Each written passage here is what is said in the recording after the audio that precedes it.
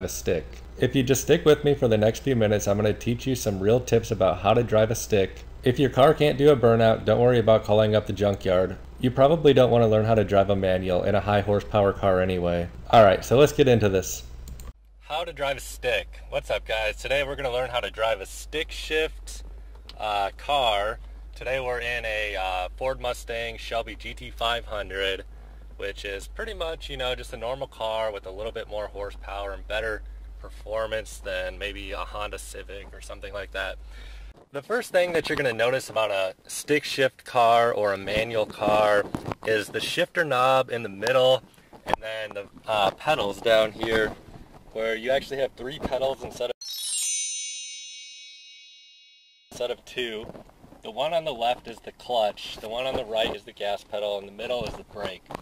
And essentially for the pedals, you're going to use your right foot for the gas pedal and brake just like a normal car.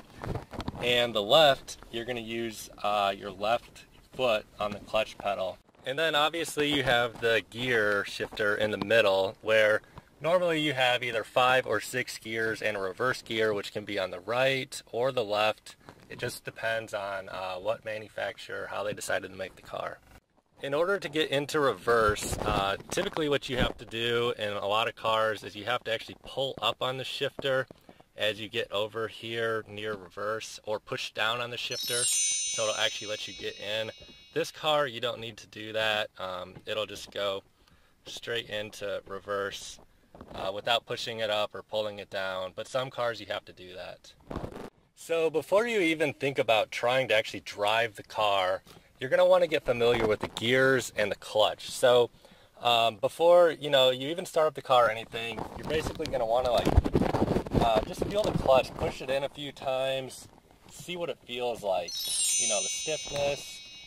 You can't tell where it actually grabs and hooks up to the engine until it's started, but we're going to do that in just a moment. Also, before you start the car, you're going to want to play with the gears a little bit, move them around, put it into first and second and third, just move it around, get familiar with how it works before we even start the car. So the next thing we're going to want to do is basically get familiar with putting the clutch in and shifting the gears. So when you're shifting gears, when the car's started and you're actually going, you're going to always have the clutch down before you move the gear shifter in or out of gear. To get a little practice here, basically we're going to put our foot down on the clutch and then engage into first gear. So now it's in first gear, and now what we're going to do is basically just push the clutch. The clutch is already in, so we can let it out and